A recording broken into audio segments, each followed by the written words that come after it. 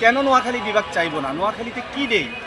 নোয়াখালীতে আছে আরেকটি বাংলাদেশ। আপনি যে বাংলাদেশে জন্মগ্রহণ করেছেন, আপনি হয়তো জানেন না গণমাধ্যম কর্মী হিসাবে নোয়াখালীতে আরেকটি বাংলাদেশ আছে, স্বর্ণদ্বীপ। শুনেছেন? সেটা কিন্তু অপার সম্ভাবনার হাতছানি। নোয়াখালীতে আছে সৌন্দর্যমণ্ডিত সৌন্দর্যের আধার নয়নাভিরাম, সৌন্দর্যের আধার নিঝুম দ্বীপ। নোয়াখালীতে আছে নোয়াখালী বিজ্ঞান ও প্রযুক্তি বিশ্ববিদ্যালয়। ৩,০০০ বছরের ইতিহাস আছে নোয়াখালীতে। কেন দিবেন না? এই যে আপনাদেরকে যে লাল সবুজের পতাকা এনে দিয়েছে ৭১-এ, সেই পতাকা এনে দেওয়ার জন্য এই নোয়াখালীর বীরশ্রেষ্ঠ রুহুল আমিন কিন্তু জীবন দিয়েছে। সেই জীবনের কারণে আপনারা একটি স্বাধীন সার্বভৌম বাংলাদেশ পেয়েছেন লাল সবুজের পতাকা খচিত একটি সুন্দর বাংলাদেশ, একটি স্বাধীন সার্বভৌম বাংলাদেশ।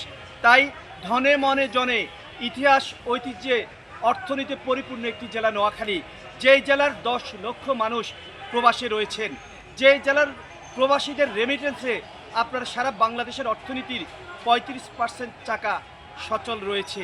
আমরা আপনাদের মাধ্যমে একটি কথা বলে দিতে চাই, কুমিল্লার প্রতি আমাদের শ্রদ্ধা রয়েছে, তারা আমাদের ভ্রাতৃপ্রতিম জেলা, এবং যারা নোয়াখালীকে নিয়ে চক্রান্ত করছে এবং নোয়াখালীকে সংযুক্ত করে কুমিল্লার সাথে বিভাগের পায় তারা করছে, আপনাদেরকে বলছি নোয়াখালীর মানুষ নদী ভাঙন ঝড় জঞ্জার সাথে যুদ্ধ করে টিকে আছে। নোয়াখালীর মানুষকে খেপাইয়েন না, খেপাইলে নোয়াখালীর মানুষকে দাবাইয়া রাখতে পারবেন না। ১১ তারিখে জাতীয় প্রেস ক্লাবে মহাসমাবেশ দিয়েছি, মিছিলে মিছিলে স্লোগানে স্লোগানে সারা রাজপথ কেঁপে উঠবে যদি নোয়াখালীর ১ কোটি মানুষ রাজপথে নামে।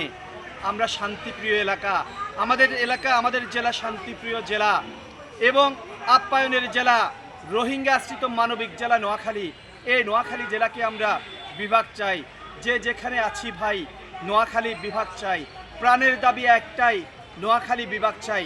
দেখা হবে রাজপথে, কথা হবে নোয়াখালী বিভাগ বাস্তবায়নে। আল্লাহ হাফেজ।